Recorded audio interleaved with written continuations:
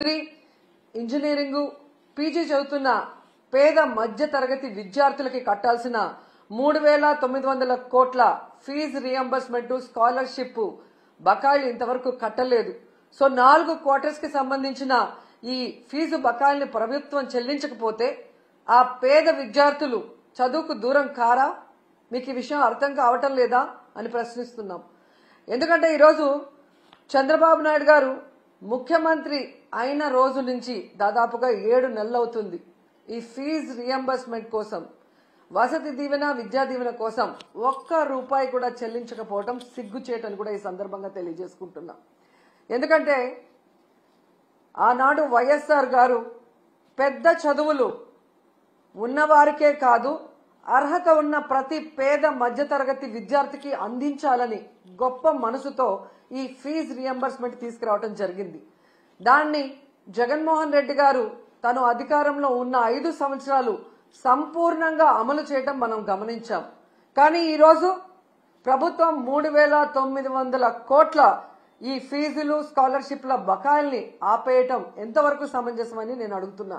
ఎందుకంటే ఈరోజు మీరు చూస్తే విద్యా దీవెన కింద 2,800 కోట్లు, అలాగే వసతి దీవెన కింద 1,100 కోట్లు, అంటే దాదాపుగా 3,900 కోట్లని బకాయిలు పెట్టడం వల్ల కొన్ని కాలేజెస్ లో విద్యార్థుల్ని క్లాసులకి రానివ్వట్లేదు. కొన్ని కాలేజెస్ లో విద్యార్థులకి సర్టిఫికెట్లు కూడా ఇవ్వకపోవటం, కొన్ని చోట్ల విద్యార్థులు చదువుకు దూరవటం చూస్తుంటే చాలా చాలా బాధేస్తుంది. ఎందుకంటే విద్యతోనే పేదరికం సమూలంగా నిర్మూలించే అవకాశం ఉంది. అందుకే రాజశేఖర రెడ్డి గారు, జగన్మోహన్ రెడ్డి గారు పేద పిల్లలకి చక్కటి చదువును అందించి ఆ కుటుంబాలు ఆర్థికంగా ఎదిగే విధంగా, సమాజంలో గౌరవంగా ఉండే విధంగా అన్ని రకాలుగా ఎలా అండగా నిలబడ్డారో మనం గమనించాం.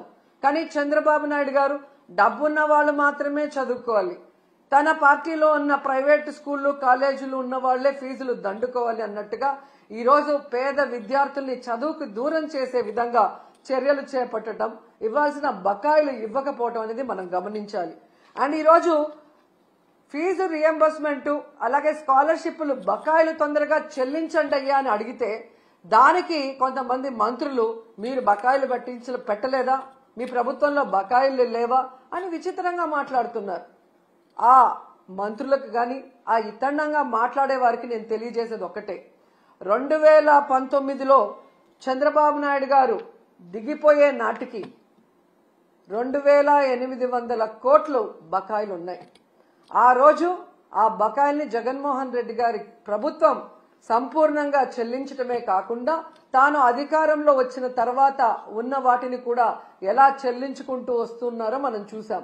సో ఎప్పుడూ కూడా ఒక ప్రభుత్వం మారినప్పుడు గత ప్రభుత్వంలో బకాయిలు ఉంటే వాటిని తీర్చాల్సిన బాధ్యత ఆ అధికారంలోకి వచ్చిన పార్టీకి ఉంటుంది.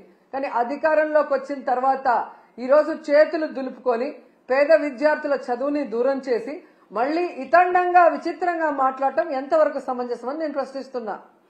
అండ్ ఈరోజు మీరు చూస్తే ఇది చంద్రబాబు నాయుడికి ఇది కొత్త ఏం కాదు, మీరు గతంలో కూడా చూశారు.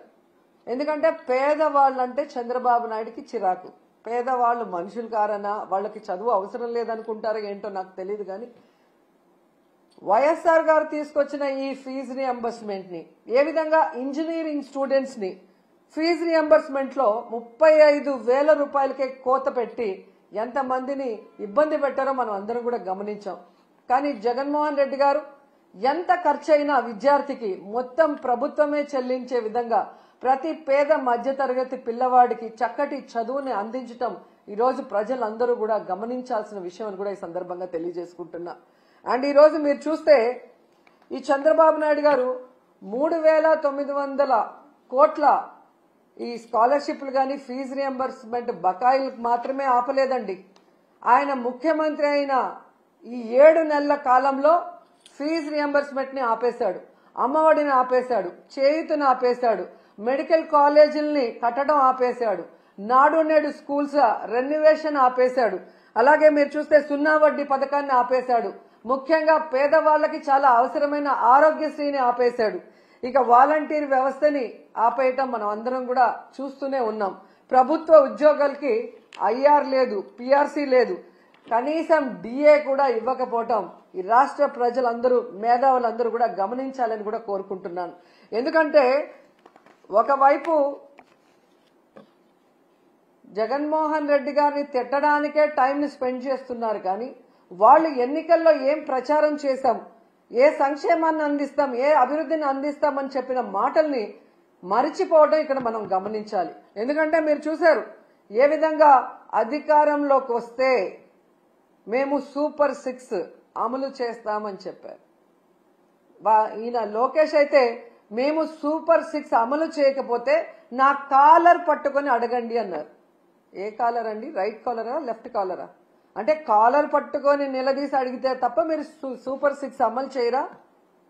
ఈరోజు చూస్తే చంద్రబాబు నాయుడు గారు ఎంత కూల్గా సంపద సృష్టించాక, ఆదాయం పెరిగాక అప్పుడు సూపర్ 6 ని అమలు చేస్తామని చావు కబురు చల్లగా చెప్తున్నారు. మరి ఆ రోజు చంద్రబాబు నాయుడు గారు, పవన్ కళ్యాణ్ గారు ఎన్నికల్లో ప్రచారం చేస్తున్నప్పుడు మీకు తెలీదా? ఎందుకు ఆ రోజు ఇదే మాట చెప్పలేదు? మేము వచ్చాక, సంపద సృష్టించాక, ఆదాయం పెరిగితేనే సూపర్ 6 అమలు చేస్తాం, లేకపోతే చేయలేమని ఆ రోజు ఎందుకు చెప్పలేదని అడుగుతున్నా. ప్రజల్ని మోసం చేయాలన్న ఆలోచనతోనే కదా అబద్ధం చెప్పారు. మళ్ళీ మీరు చూస్తే చాలా ఎటకారంగా చంద్రబాబు నాయుడు గారు, మీరు కూడా వినుంటారు, పెద్ద గొంతేసుకొని చెవులో మైక్ పెట్టుకొని తమ్ముళ్ళు బటన్ నొక్కుతాడంట జగన్మోహన్ రెడ్డి. బటన్ నొక్కడం పెద్ద విషయమా? మూలనున్న ముసలమ్మ కూడా బటన్ నొక్కుతుంది అని ఎటకారంగా మాట్లాడాడు. మరి మీకు కూడా 73 ఏళ్లు పూర్తయ్యాయి కదా, మూలనున్న ముసలమ్మ బటన్ నొక్కగా లేంది 73 ఏళ్ల ముసలోడివి మీరెందుకు నొక్కలేకపోతున్నారు ఆ బటన్ అని ముసలోళ్ళందరూ గుసగుసలాడుకుంటున్నారు. మీకు వినిపిస్తుందా? అసలు డిప్యూటీ సీఎం పవన్ కళ్యాణ్ గారు అయితే ఏకంగా బాబు గారి హామీలకి నాది గ్యారంటీ, బాబు గారు చెప్పే ప్రతిదీ అమలు చేసేది నాది వారంటీ, ఆయన చేయకపోతే నేను ప్రశ్నిస్తాను అని మాట్లాడారు. మరి ఈరోజు పవన్ కళ్యాణ్ గారు ఈ సంవత్సరం ఇవ్వాల్సిన తల్లికి వందనం, రైతు భరోసా, నిరుద్యోగ భృతి, ఫ్రీ బస్సు, ఆడబిడ్డ నది ఎవరిస్తారు?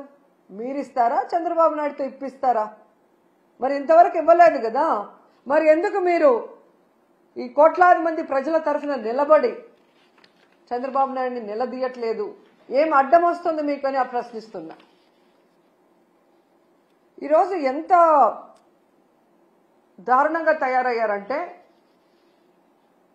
నేను, నా కొడుకు పవన్ కళ్యాణ్ గారు అధికారంలోకి వచ్చేసాం కాబట్టి ఈ రాష్ట్ర ప్రజలు ఏమైపోయినా పర్వాలేదు, వీళ్ళకి మనం చెప్పింది ఏది చేయాల్సిన అవసరం లేదు అని ఎంత కేర్లెస్ గా ఈ ప్రభుత్వంలో ఉన్న పెద్దలు ప్రవర్తిస్తున్నారో మనం అందరం కూడా గమనించాలి.